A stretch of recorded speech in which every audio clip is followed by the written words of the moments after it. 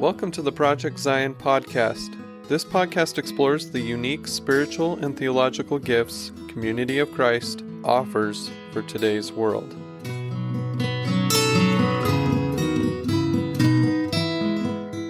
Hello, and welcome to the Project Zion podcast. I'm your host, Carla Long, and today you're listening to Percolating on Faith, where we're talking about all different kinds of theodicies. And if you don't know what that means, you're in the right place because you're going to find out and you're going to be thrilled about it. The people I have talking about them are very special people to me, and I'm guessing to you. Their names are Charmaine and Tony Chvala-Smith. Hello, Charmaine. Hello, Tony. Hi, Carla. Good to be with you. Hi, Carla. Always a pleasure. I was just talking to Charmaine and Tony before we started this interview, and they're melting right now in Independence, Missouri. It's May 2022 right now, and it is hot, hot, hot. So thank you for taking the time and sitting down and talking with me, even though you're just broiling over there. We are thankful for air conditioning. Let's put it that way. Aren't we indeed? So today we're going to be talking about Augustinian theodicies. And I just feel super smart saying things like that. So I appreciate the confidence that you have in me to say those words and to talk to you about this, because I got to tell you, I have a lot to learn too. Before we jump into Augustine, though, let's talk about what a theodicy is. Let's remind our wonderful listeners what exactly a theodicy is and why it's important. Great. So a theodicy, you can hear lots of different theodicies around, and even the definition of a theodicy will be determined by which theodicy you lean towards. So we've come up with kind of a more general, neutral definition that should be helpful to everyone. So for our definition of theodicy is, what is the relationship between God and the suffering and evil found in the world? So you can't really have a theology without brushing up against this reality of suffering and of evil and of pain. And so it's really an important question, and it's been answered in a lot of different ways by lots of different people over time, but some of them have stuck around more than others and have had a pretty deep influence. So we would see that there's like four prongs to look at when we go deeper into this question. So the four prongs of this question are: why are suffering and evil so present in human experience and in the world? So where does it come from? Why is it even there? The second one: why did God create a world in which suffering and evil are even possible? You know, what kind of God would do that? You know, or how does God see those things? And then related to that is a question: what does this say about the nature of God, that there's suffering or that there's evil possible? And then the fourth question is, why doesn't God protect us from evil and suffering? Or another take on that question, which I think leads us in a whole different direction, is, where is God when we are suffering? So a theodicy is a way of answering those four questions. And don't confuse theodicy with the word theology. Theology is a bigger term. Theology is reflecting on our faith. It's faith-seeking understanding.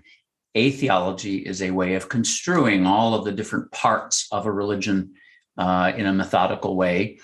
Theodicy would be a subheading in theology. So it is or can be a part of a theology.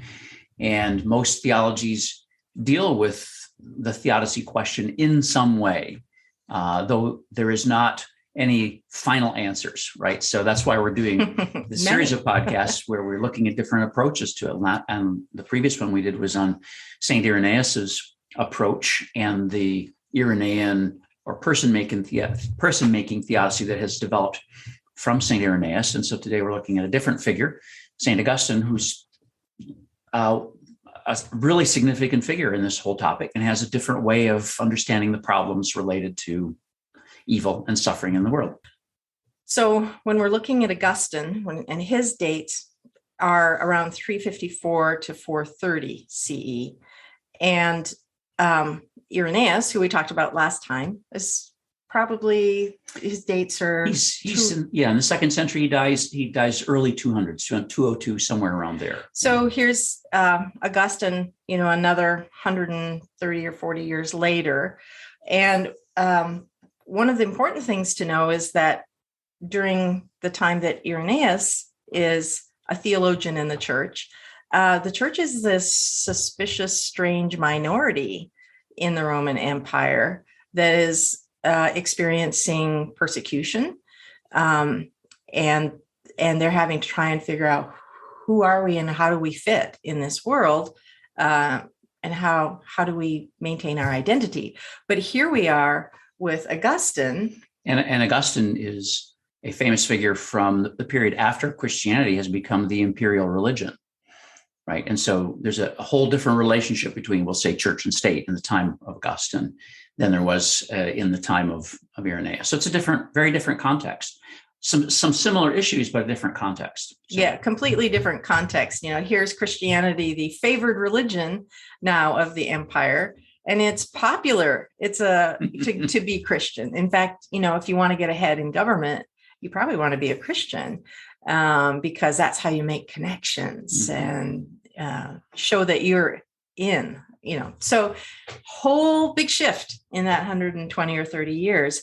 So Augustine's got a different context in which he's living, but we think that probably the best way to approach Augustine's theology, and especially his Theodicy, is to understand about him and his life, and especially some about his struggles, the struggles in his spiritual journey, because the things he learns about God in his, I'm going to call it a tug of war with God over whether or not he wants to actually really commit to being a full-time Christian.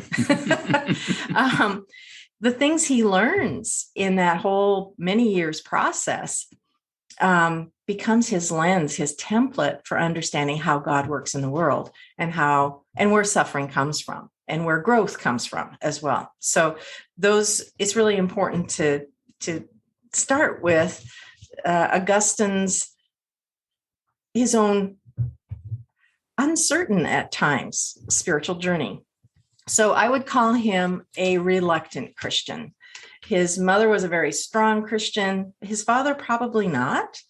And he had lots of, because it was the in thing to be Christian, he had a lot of pressure, especially from his mom, to embrace this thing more fully. He had an amazing mind, an amazing intellect. He was well acclaimed, respected in the academic world, and consequently he had he was well respected, well known. Lots of the benefits of being in those higher tiers in his culture, and yet there's this the Spirit's at work in him, and he knows it, but it's like I would have to walk away from these kind of fun things that I'm liking in my life, and because he is kind of an all or nothing person. If he's going to take this step, he's not going to be a halfway Christian. I almost said something else.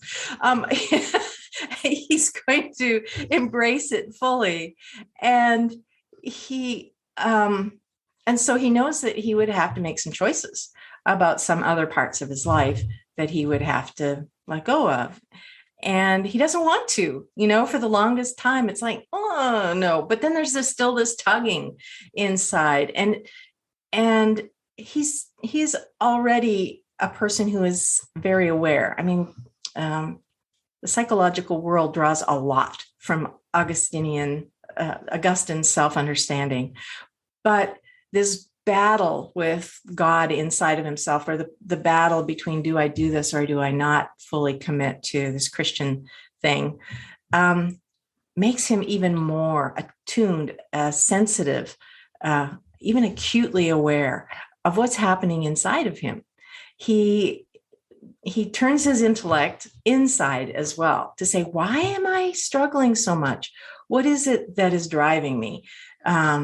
He becomes aware of his ego and his ego needs, and those that are out of proportion. He recognizes what we'll talk about later, self-love in a negative way, and how it can skew your interactions with others. He looks at his own chosen evil acts during his life and says, why did I do that? And tries to put that under a microscope. So there's all of this is going on in his life. He does eventually, because of his quest for truth, and also because his mom really, really wanted him. He was driven by his quest for truth, and his mother. His mother, Saint Monica, should be the patron saint of helicopter mothers. I mean, she just like was there all the time. Yes. She wanted to plan his married life and all kinds of things. So this whole struggle becomes the lens through which his theology, his understanding of God happens. And so, he sees these decisions to turn away from God in his life. And yet he recognizes God is still there. God is still inviting. God even takes some of these things, bad decisions he makes that cause suffering to him and other people. And God seems to be able to use that to help him to kind of nurture that part of him that is spiritual and that is being drawn by God. So he sees God using even his bad decisions, even these times of suffering, even these times when he chooses evil, as ways to help him keep growing. And so that's actually the basis of much of his theodicy, is that one of the classical descriptions of providence is that God is of God using even our bad choices, even the evil things in the world, to help direct us in some better ways. So that's the lens. That's the way in which Augustine then approaches his theodicy. Some of those features you'll see showing up again. So some other things people should know about Augustine. Charmaine mentioned that he's a professor, basically. He's a professor of rhetoric. And in the ancient world, the rock stars were the orators, right? So in our world, I mean, this will date me. In our world, we want to hear Springsteen or want to go hear Joan Jett. So yes, I'm old. I like these people, but they're rock stars. And in the classical world, no, it was the orators. You went to hear speeches like we would go to rock concerts. And Augustine was like right at the top of his game when it came to being a rock star orator. He was brilliant Latinist, and he got a job working as an imperial court orator. So he moved from North Africa, his home, to Italy, to Milan. By this time, Milan had become the imperial capital in the West, not Rome. And so he's an orator there. So Augustine is brilliant with language. His conversion gets him onto the Bible, and he preaches literally hundreds and hundreds of sermons. He's constantly reflecting on the Bible. He reads the Bible as kind of a whole narrative, beginning to end, and that gives him another lens that plays into his creation of at least some tentative responses to the problem of evil. He's theologian. He's philosopher. He's bishop. He's a bishop who packed churches in North Africa. Everybody wanted to hear him speak because he was so brilliant. He loves people. He loves to be around people. He cultivates friendship a lot, and so the volume of his writings is absolutely huge. One scholar estimates that he wrote over 5 million words. That's a lot of pages. And towards the end of his life, when he knew he was coming to the end of his life, he even did a work where he wanted to go back through everything he had written and say, here's what I was thinking then. Here's how I should say it now.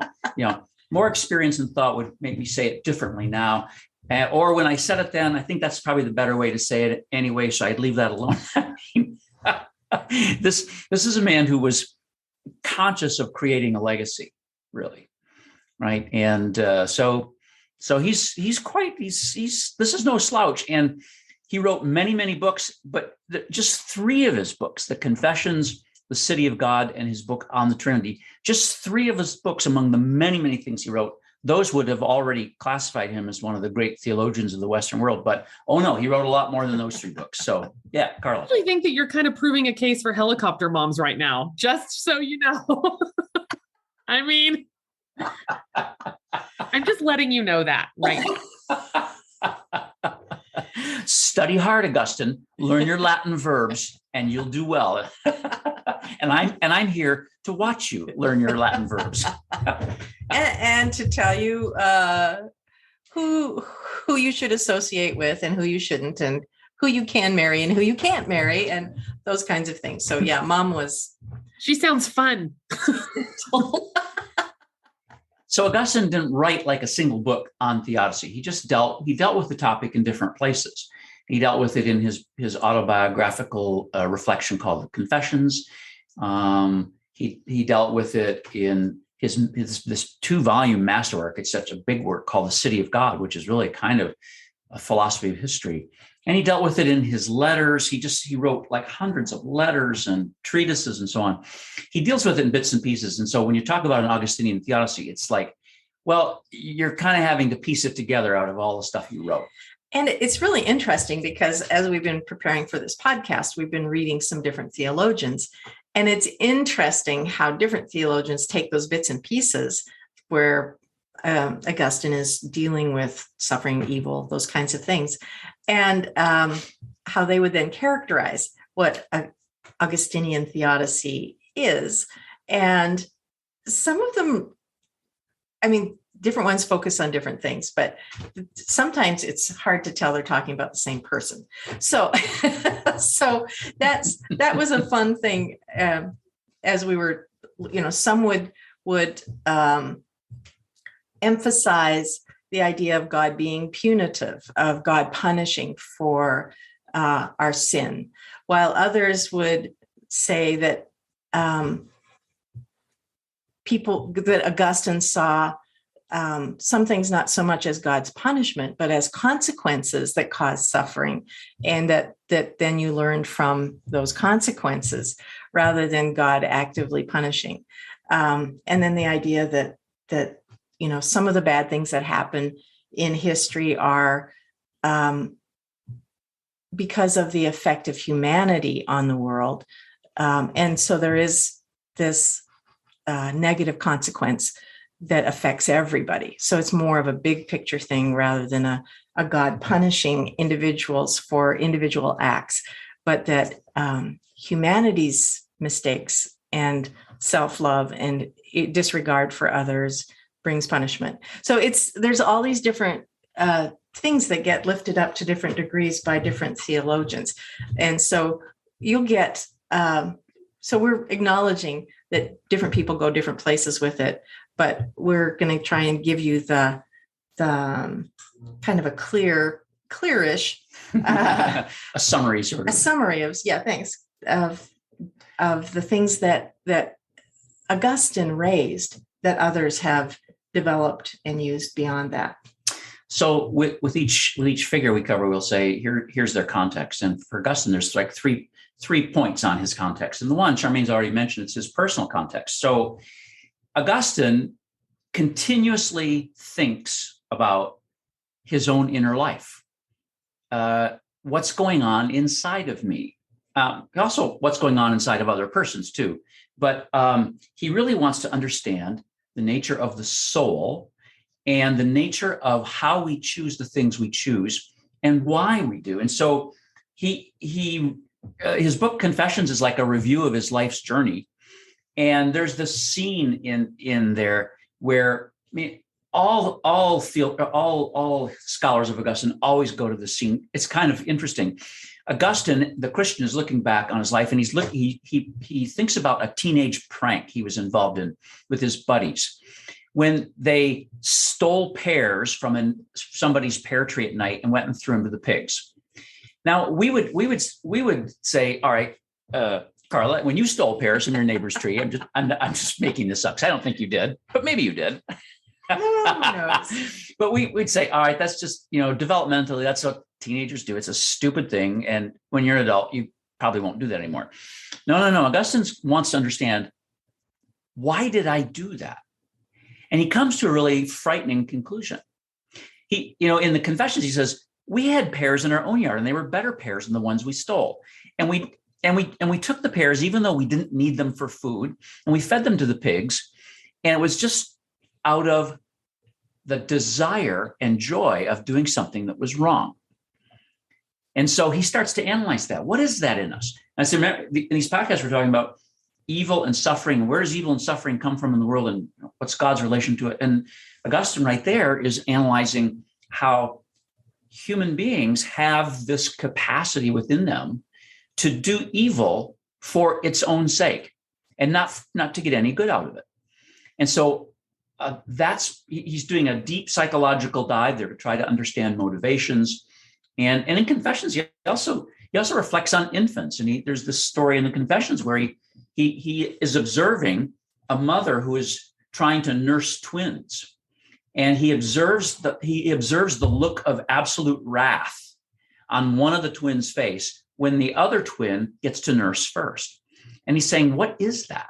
Now, we think developmentally, right? We think, well, it's just, they're just infants. They don't know. We have better. Science and psychology and all of that to work with. Augustine doesn't have that. Augustine is observing, and he's saying that unchecked is what becomes wrath in a human and leads to murder and death and so on. So in other words, he sees already in the infant the capacity to think that what they want is more important than what anybody else wants. And so, and indeed, psychologically, if that's unchecked in a person, it leads to horrible things. Really horrible things, culturally, historically, politically, and so on, and personally.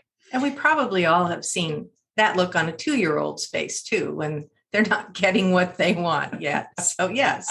I've only seen that 4 or 5 times in the last 30 minutes. So yeah, I know exactly what you're talking about. And you had no idea that you have a monster right there in your very midst, right? I sure didn't. That monster is now napping peacefully upstairs. So yeah. So you have to take really seriously Augustine's personal context when he thinks about and talks about the nature of evil and suffering and pain in the world, because he does want to take seriously our own complicity in it, right? And so that's important to know. So a second context piece is that, go ahead, Charmaine. Just one little piece that I want to add into that. I think we'll probably touch on it later, but with that is also that awareness that forgiveness is available, always available. That as we recognize those things in ourselves that cause harm or damage, that again, God is still there, inviting us, asking us to turn. And so forgiveness is a part of all of that as well. So there's a bit of good news in there. Yeah. And the Christian Augustine recognizes that and deals with that frequently. That's so important to him. So the second context piece is when we talked about Irenaeus, we talked about him having to struggle with this religious, philosophical trend called Gnosticism that took all kinds of different shapes. Well, it's still around in Augustine's time. And it now takes a particular form in a religion called Manichaeanism. And so Gnosticism and Manichaeanism taught that the world is actually a battle between good and evil. And both things are real. They're their own kind of deities, a good God and a bad God. And the material world and all the suffering and misery that comes with it, that's part of being connected to the bad God. And so our bodies are bad, nature is bad, the physical world.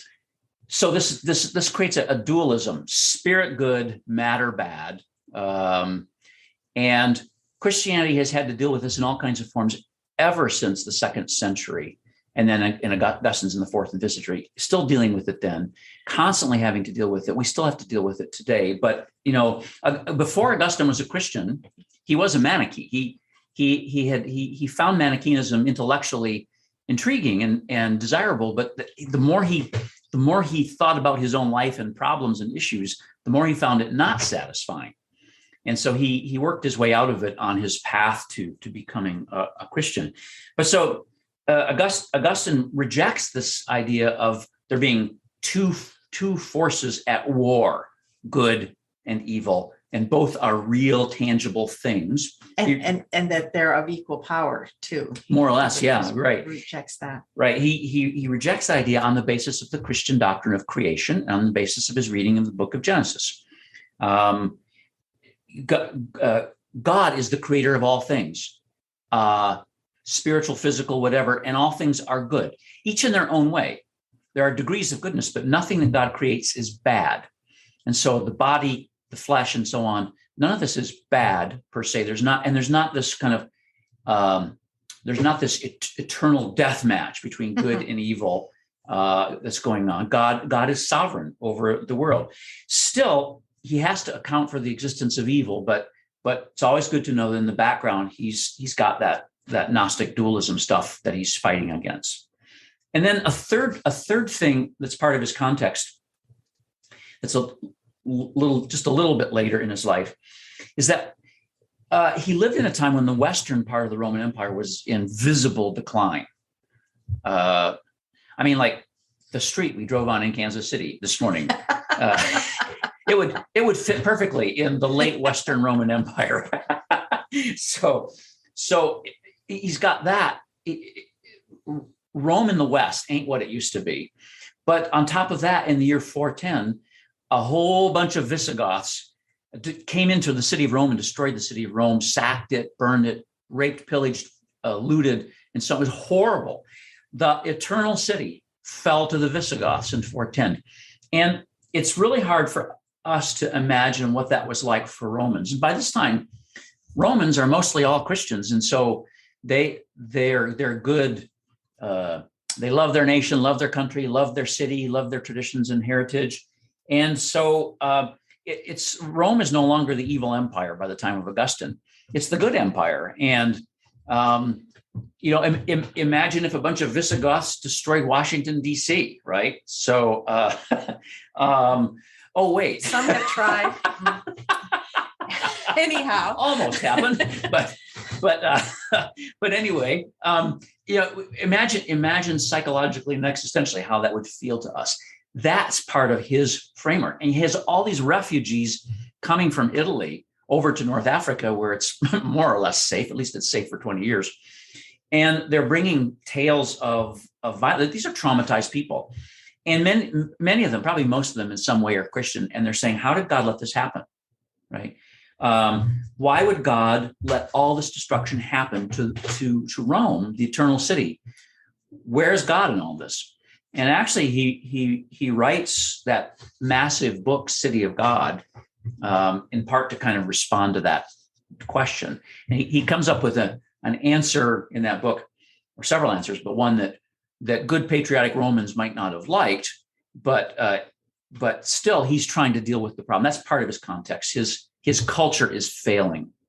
And so how do you deal with the suffering that creates, visible suffering that creates? So those are all the context pieces that goes into, some of the main points of his way of thinking about evil, the existence of evil and suffering. So context pieces. Now we'll just go into some of the points I say the points he makes. Remember, he makes them in different places, and theologians reading Augustine for centuries have kind of, they've looted Augustine's works and created kind of, this is more or less a picture of his theodicy. So that's what we're doing here. So the first thing we want to say then is that for Augustine, evil is not a thing. Evil is a no thing. It doesn't have existence. See, for Augustine, to have being, to have existence is the definition of goodness. And evil does not have existence in that way, because evil is a nothing, a no thing. A negating of the good. He uses the Latin term privatio boni, the privation of the good, the lessening of the good. Charles Matthews uses the word lessening, the lessening of the good. So when I catch a bad cold, right, because of a cold virus or whatever, what happens is a lessening of health, right? So the illness, though it's caused by a virus, from Augustine's perspective in the 4th, 5th century, the illness isn't like a demonic power assaulting me. The illness is a lack of something, right? And so this is a way he fights against Gnosticism and Manichaeism, right? That evil, think of evil as a kind of shadow, But interestingly, we human beings, because of that thing, that pear tree thing, we find ourselves strangely attracted to this shadow. What accounts for that? Why would we who exist and have being, why would we be attracted to non-being, right? Well, we're going to get to that in a minute. That's going to be his understanding of the nature of sin. Where did this negation come from? It wasn't there at the beginning, from Augustine's point of view. God created the universe, and God said that it was very good. In the beginning. Now, all right, stop for a second. Augustine's a 4th, 5th century person. He reads his Bible then in Latin, and he thinks Adam and Eve are real people, and he thinks, so we just have to let him be who he was in that time, right? So, but he's asking he asks deep questions. So where does this negation come from? And what he says is that privation, the choice for non-being, that arises from the free choice of finite beings. Finite beings that were good somehow, and here he's thinking of both angels and then Adam and Eve, somehow were attracted to the negation and chose it. And that choice then opens the possibility of negation into the creation. God permits it, but God did not cause it. So God allows free choice, makes that possible. And so this negation of the good is possible, and even appealing at times to people. Yeah. So if you ask Augustine, so where did all this evil and suffering start? Augustine's answer would be, it started there, right? It started with the choice that he imagines creation taking place in spheres, and there's the angelic sphere and the earthly sphere, and in both spheres there was this turning away from being and from goodness towards the allure of non-being, and that opened the door to damage. So the next point then would be these wrong choices by these free beings have damaged the whole system, right? So including the human will and perception, right? Our ability to perceive things accurately, well, and so on, and our ability to choose the good is also damaged in this. We long for the good and we seek it, but all of us have experiences where we said, I knew it was good to do, and there was part of me that wanted to, but I didn't choose it. But I ate the whole chocolate bar anyway. Right. Or I actually ate the whole pizza, Carla. I knew that it was bad, but I did it anyway. So my will was damaged once I saw bubbling cheese and pepperoni. It's kind of like our perceptions are twisted by these ongoing wrong choices, Mm-hmm. but that builds on itself and then affects the people around. And so, yeah, all of reality is then skewed. Right. So the fall for Augustine is the start of the start of all this. The fall, meaning the- Adam the- and Eve right, and their choice. Right. Absolutely. Eat from the tree they weren't supposed to. Right. And so as well as evil being a privation, evil is also connected to what Charles Matthews calls a perversion, right? A desire to choose what is not good. We live in a messed up reality. We still have free choice. It's damaged, but we live in a messed up reality. And so in this messed up system, bad things happen. And then we, in our selfishness, continue to add to it, right? So we add to it by continuing to, even sometimes when we're trying to seek the good, we mess things up, and that continues to add to the suffering of the world. So much of the evil that we experience, Augustine would say, human beings in some fashion are responsible for. Now that's Augustine, and that's probably the most difficult thing here, because if you start trying to transplant his thought into the 20th century and apply it to something like the Shoah, the Holocaust, it really looks horrible. And so one has to be really careful. But remember, he's trying to think this through as a 4th and 5th century person. And he has actually some things we can learn from. So one thing here is that when Augustine talks about responsibility, he's thinking in macro and not micro terms. That's pretty important.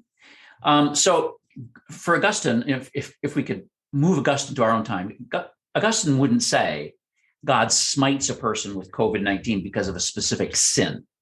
Augustine doesn't think like that. Rather, that individual is not fully an individual, because the individual is part of a system, right? I am part of a community, part of a culture, part of a country. That's a complex, interconnected web. And that web is marked not only by goodness, but also by things like self-deception and selfishness and malice and freedom to disregard the well-being of the whole. So the individual lives in a system that's already marred by all of that, all that kind of self-centeredness. And so, suffering and pain. COVID-19 could have been dealt with better. It wasn't predestined in anything. It could have been dealt with better, but because of this broken reality we're part of, it's been dealt with in a broken way. And so a particular individual doesn't get COVID-19 and die from it because of a particular sin. Rather, the individual is part of a web of interrelations. And within that web are people who prefer malice and self-deception over caring for others. And so it's kind of a shared experience. Yeah. And I think, the more specific kinds of things we can say, in some ways what he's saying has been borne out, the selfishness and the neglect and the denial that have come around racial issues in the US has meant that unequal living conditions, unequal healthcare, unequal clean air and water has meant that there are certain people who have been more affected because of the blindness, the selfishness of others. So in the big picture, you can see that some people are suffering because of the sin of the whole. So that kind of translates all right. But if you take it too far, then you can make every natural disaster somebody's fault. And so, with climate change, some natural disasters, there is an identifiable fault, but, others not. So, and I think this is a place where we have to remember and recognize that Augustine lives in a pre-scientific age, a time when the understandings of disease or of weather patterns or of geological shifts, all of those kinds of things, those aren't really available to him. And so he can't work those into his theodicy in understanding things like disease or why some people are ill, become ill, or have more suffering than others. Augustine in his time and place would say, because he doesn't know stuff about weather patterns and so on, he would see weather disasters as part of this broken reality, this reality that was broken by the bad choices that got the thing messed up in the first place. That Adam and Eve made, and everyone said so. And he would see things like weather disasters as evil because they lessen being. They rob things of being. To follow up on what Charmaine was saying, lots of times in the theodicy question, theologians and philosophers will separate evil into natural evil and moral evil. Moral evil is obvious. It's when we choose to do bad things that harm others. Natural evil, classically, is disasters. Lightning strikes somebody. Disasters that happen that do not come through moral fault, but are just you're in the wrong place at the wrong time. They're evil because, in Augustine's sense, they lessen being. But currently in our era, weather disasters and moral evil seem to be connected. There's a connection. So we don't want to. I mean, we would see that for different reasons from what Augustine would see it, but it might come out kind of the same. So the next point we want to make here is that human experience and human relations and relationships and human perceptions for Augustine are all they're distorted. We see all these things as if through cataracts, right? And what distorts them is what Augustine calls amor sui, love of self, self-love. So in Augustine, the concept is you don't want to confuse it with our modern kind of therapeutic counseling concept, which is a good one, of self-acceptance. He's not talking about self-acceptance. When he uses the term self-love, he's talking about inordinate focus on the needs, wants, desires of the self, even the worship of the self, making myself the center of the universe, and my desires, wants, wishes, and so on. And by making myself the center of everything, in other words, by making myself God, I actually distort our ability to see things clearly, to see each other clearly, to love clearly, and so on. The thing that we're called to do, love God and neighbor and self, we have a hard time doing because self-love has a corrupting influence on it. We're much later in the theological tradition. Martin Luther, who's a good Augustinian, Martin Luther will use the Latin phrase incurvatus in se, to be curved in on ourselves. Or put it this way, we are in orbit around ourself. That's what self-love is for Augustine. And this self-love leads again and again and again to consequences that span the spectrum from painful to disastrous, right? Seeking what only the self wants can create difficulty in one's personal life, but it can create difficulty in the culture, can create difficulty politically, socially. It can have monstrously evil consequences. So self-interest and love of self, these are present in all of human experience, even in the midst of our best moments, Augustine would say. So that's, and again, this is Augustine thinking about himself. He's reflecting. Mm-hmm. And if we take the time to think about, our best moments, if we really think about all of the angles and look behind the corners in those best moments, we may see things like pride. We may see things like, I'm better than so on. So it's, or so on. Doing things that seem good so that we will get acclaim or acknowledged, all of those things. So I'm actually feeling a little personally attacked here. Charmaine, just good.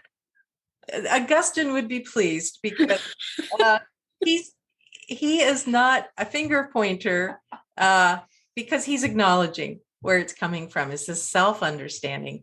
And as he shares it, he recognizes that other people recognize themselves as well.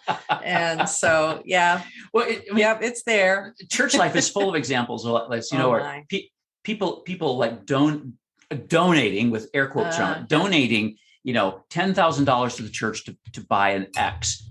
But if you buy the wrong X, they want to withhold, they want to withdraw their money. Right. Or that's my pew. My family paid for that pew. I mean, there's all kinds of stuff in church life where the good it appears that we are doing is actually in the interest of self. And this from Augustine's perspective, this is a major source of all kinds of human suffering and pain, right? That we, a pretended good, we honor each other for pretended goods when behind it, the pretended good is concealing darker motives. Actually, I can see this in, we in Community Christ, we talk about servant ministry. And when you are in priesthood, you're supposed to, it's a lowering down and not a raising up. And I think at our best, when we are our best selves, maybe Augustine would agree with me, but I doubt it. The servant ministry part that we try and do is something that's exactly what we should be doing. When I call people to priesthood, I'm like, just so you know, it is not fun all the time. It is not fun most of the time. It is. And so I feel like that's what he's talking about. In other churches, I know that priesthood is like a lifting oneself up and over and above. And it sounds like Augustine would be very much against that. Yeah. Yes, that would be accurate. In fact, once he did make that shift and allowed himself to be fully converted. How old was he at that point? Oh gosh, I think he's in his 30s. I can't remember exactly.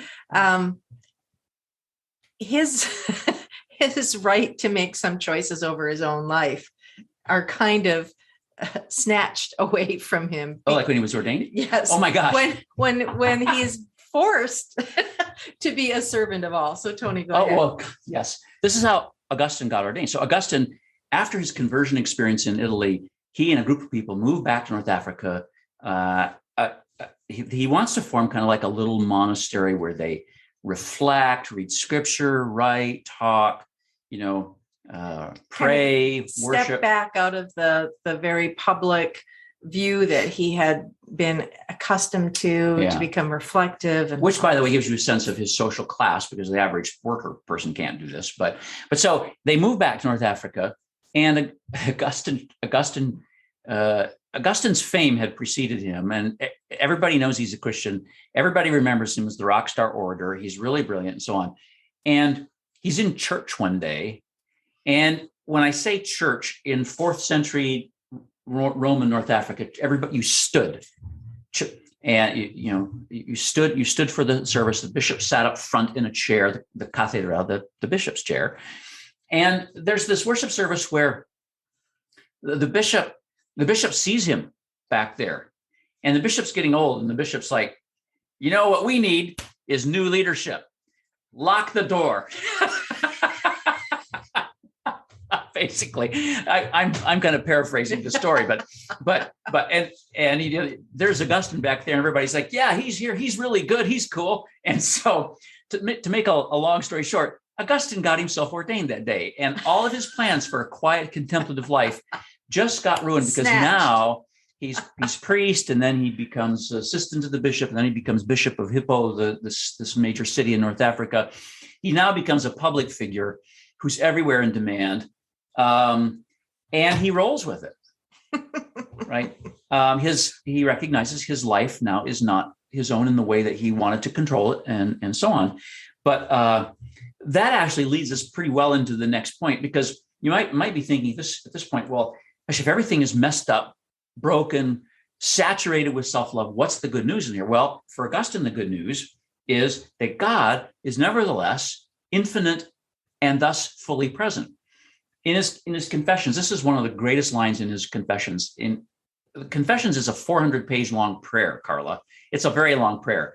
Nobody ever prayed this in a community. Nobody who even prays long prayers in community. I was going to say, the two of you have got to quit complaining about my prayers. Right. When the evangelist is praying in a community of Christ worship service, and you think, for the love of Mary, how long is this going to go on? Just remember, it's not going to go on 400 pages in Latin. But anyway, in this beautiful prayer, he says to God, as he's looking back at his early life and all the stupid stuff he did and mistakes he did and all the selfishness in his early life, he says, you were with me I was not with you. In other words, God has not abandoned the creation. God has not left the building. God is not observing from outside. God is intimately present in the midst of all things as God, right? And so God is acting for good in the creation in hidden ways, right in the midst of stuff. And even in such hidden ways that God is able to take some of our mistakes and create something out of them that we could not have imagined, that will lead to good or reclamation or growth. So for Augustine, God can be trusted to bring greater good out of even all of our mess ups and all of history's mess ups. And so there's a sense of confidence and optimism in his theology, even while he's very, very realistic about our human propensities. There's this saying that really applies well to Augustine's Theodicy and his view of divine providence. And the saying is, God draws straight with our crooked lines. So we freely choose our crooked lines.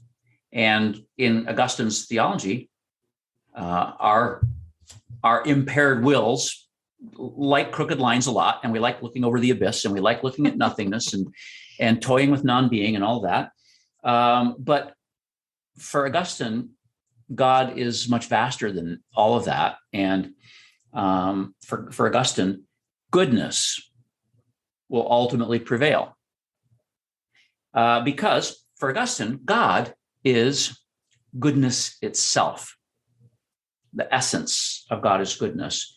And so God can't not be, right? Unlike everything else, us, planets, angels, which are all contingent beings, God can't not be. God is.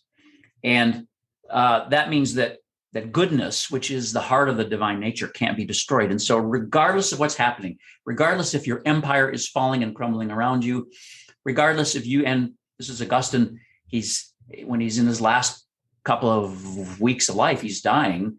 And those various Germanic tribes and hordes that they'd crossed over from Spain into North Africa, they'd been coming down the coast towards Hippo. And as Augustine's dying, they've surrounded his city. And so his biographer, Posidus, says that the last part of his life was the most painful because he saw this destruction happen. He couldn't stop it. And yet, for Augustine, God remains good, and goodness ultimately will prevail because evil is no thing. Evil has no substantive existence except whatever we give it by yielding to it. But it does not have an eternal existence. And so goodness will ultimately prevail for Augustine. And so there's a really positive, beautiful note in his theology and in his theodicy that sometimes we just have to trust God in the long game, even if the short game we're involved in is messed up. So that's part of his response. A final thing about Augustine, this is an additional point, in relation to the whole question of evil and suffering and so on. This is a really interesting idea. Augustine has this concept that is referred to as plenitude, abundance, or fullness. And so Augustine's trying to make sense of a universe that has a lot of suffering and loss in it. And one of the ways he makes sense of it is that he says, well, God has created a universe or world with the most possible beings in it. And those beings sometimes conflict with each other. So it's kind of the most possible beings, but the most possible variety of beings, of thinking, of lifestyle, of language, of how one appears, all of those things. And it's a good thing, all this variety, diversity. So for Augustine, that's the best possible world. God creates with plenitude in mind, having the most possible different beings.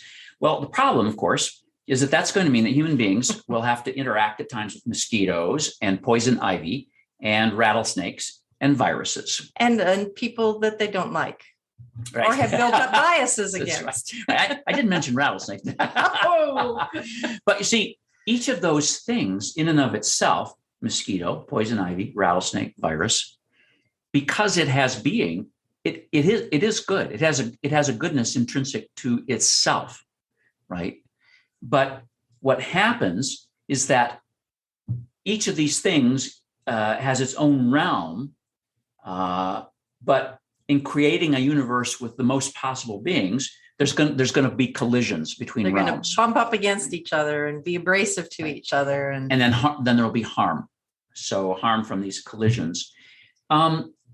So in this particular case, it doesn't look like Augustine doesn't see the harm.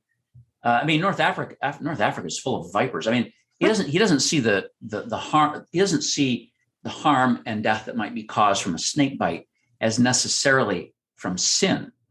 It's colliding systems, right? It's systems that in their own frame are good, right? The viper is poisonous in our view, an evolutionary reason. Its venom helps it digest the mammals that it eats, right? Not so good when it bites your foot, but so this collision of systems, there's natural consequences of colliding systems. And so suffering in these systems is not due to sin per se, right? It's just because it's a complex web. And yet God knows that. And from Augustine would say, from the God's eye perspective, it's better. It was apparently better in God's view that there be the most full possible world than that there be a world in which there are no mosquitoes, ticks, rattlesnakes, poison ivy, and there's just a few favored humans who don't have to interact with them. Right. So it's better that there's, think of it this way, it's better that there's more different kinds than there being a few kinds that don't collide.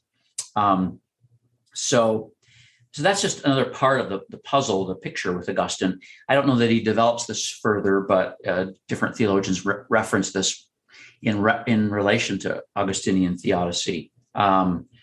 The interesting thing is that human beings, with our self-love, we sometimes don't want there to be a plenitude of beings, and so we drain swamps, we drain wetlands, we suck the life out of the ecosystem, and so on. We practice genocide or war towards what is other, and so what was intended by God was variety.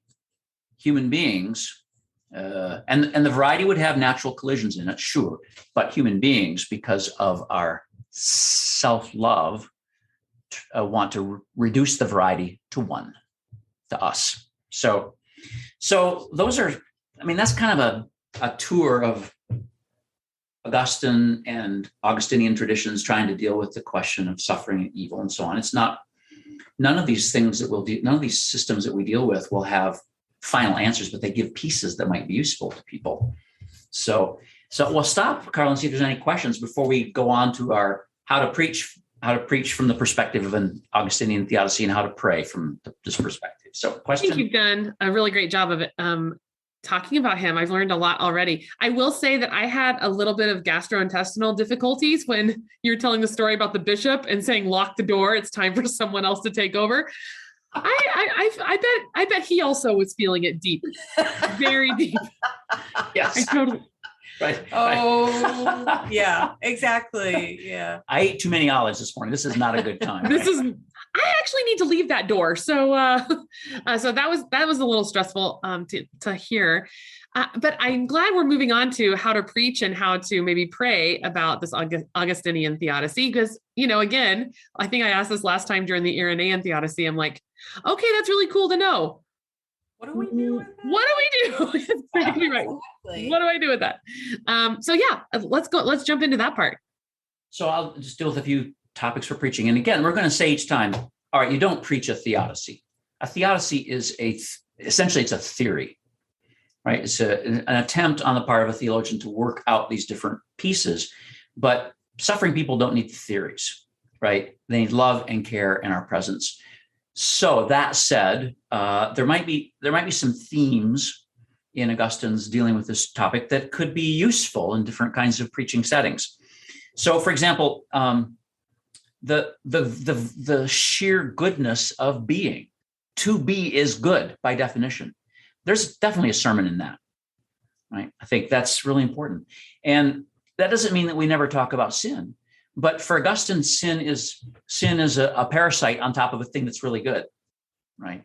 So another one, this whole idea of plenitude, honoring the rich variety of creation and recognizing that human attempts to reduce variety or diminish it or control it run against the grain of creation and hence run against the will of the creator, right? So variety, in Augustine's theology of variety, is intrinsic to creation. So that's kind of an interesting theme.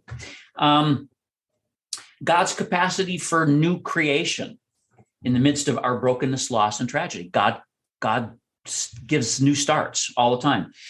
Be a good theme, a good place to connect Augustine to, like if you're preaching on the Joseph story in the Hebrew Bible, where God did not cause Joseph's suffering.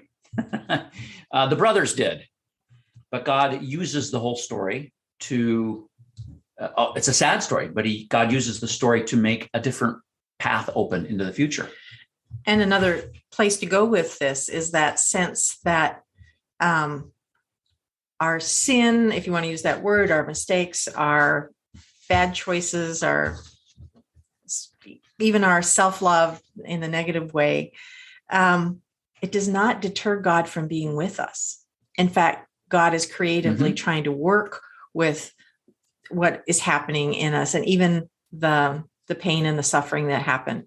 So God does not desert us just because we fail at the goodness. God keeps helping us find a way. So, and so another one like Romans, what if you were preaching on Romans 5, which is a rich but difficult text? There's 5:20 where it says, where sin increased, grace abounded all the more. That's beautiful for Augustine. Grace always superabounds over top of whatever mistakes and mess ups we have. Another theme from Augustine for preaching is the indestructibility of grace. Grace's divine goodness turned healingly towards us floundering, struggling creatures. So grace cannot be destroyed because it's not a thing, but it's God's own nature. So, and for Augustine, no one is beyond the reach of grace. So that's really important. All right, and a couple of sermons on sin. I know this is a difficult topic. What about sin as self-deception?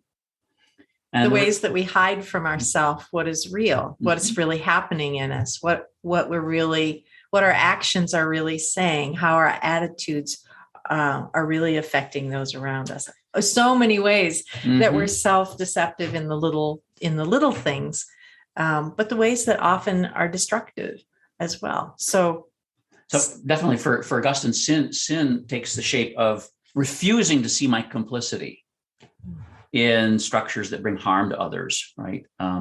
So also for Augustine, sin is a denial of interconnectedness, refusing to accept that we are interconnected. But for Augustine, we're created to be a living system, a community, because Augustine's very Trinitarian. For Augustine, God is the lover, the beloved, and the love. And so human beings are created by Augustine's reading of scripture and so on, human beings are created to live in community. But denying interconnectedness in community is part of self-love for Augustine. And then one other area, I wouldn't say final, one other area that Augustine's really helpful in is how to seek good, even in the midst of moral ambiguity. Reinhold Niebuhr in the 20th century was the great American theologian and ethicist who really understood Augustine well. And this is kind of a Niebuhrian way. But for Augustine,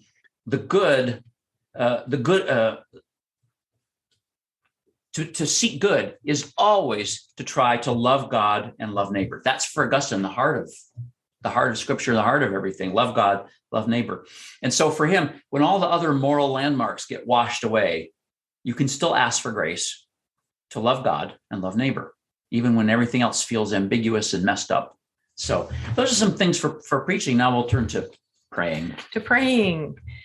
So there's lots of different places one could go, and there's even some negative places people could go. When people have the tendency to take parts of Augustine's theology or approach to theodicy and make it all about sin and punishment. Those are really those are not helpful ways to go with praying. But I think that there's a lot of places to go. And the first one is kind of with that idea of plenitude that Tony was just talking about. Thank you, God, for the overwhelming variety of people that exist and the many ways of seeing you and reality. When I become afraid of so many options and am tempted to think that I alone know you, or only I comprehend the world rightly, I bring judgment on others and harm to the beautiful patchwork of humanity. God, calm my insecurity and help me open my heart to the many-hued beauty of your world and your truth.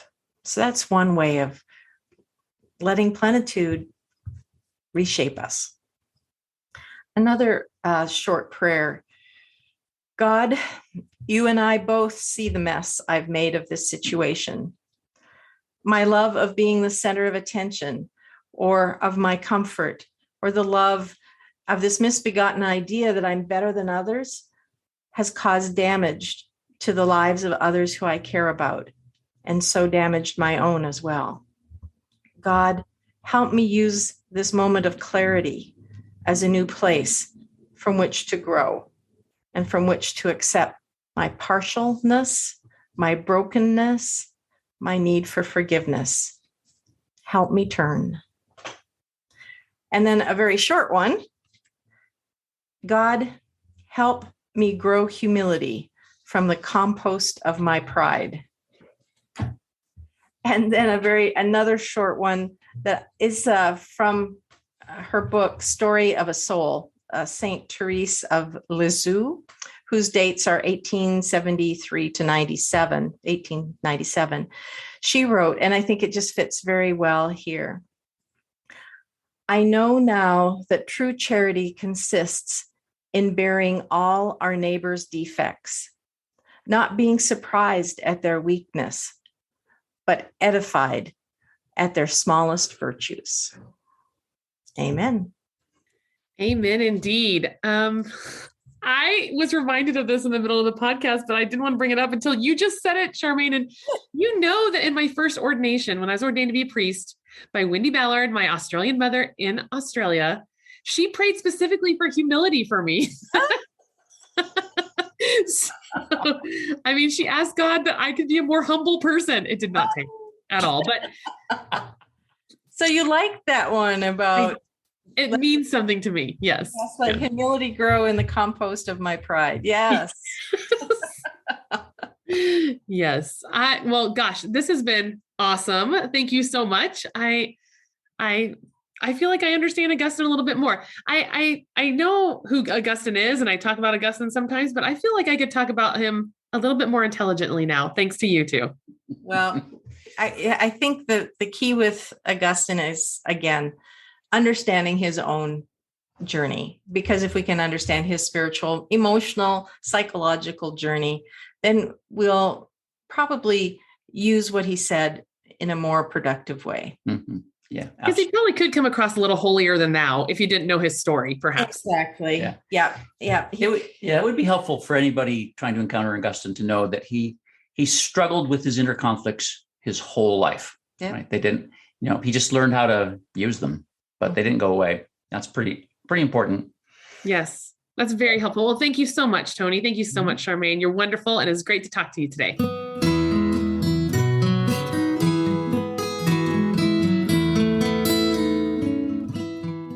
Thanks for listening to Project Zion Podcast.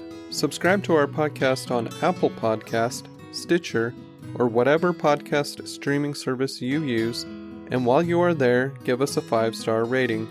Project Zion Podcast is sponsored by Latter-day Seeker Ministries of Community of Christ. The views and opinions expressed in this episode are of those speaking and do not necessarily reflect the official policy or position of Latter-day Seeker Ministries or Community of Christ. The music has been graciously provided by Dave Hines.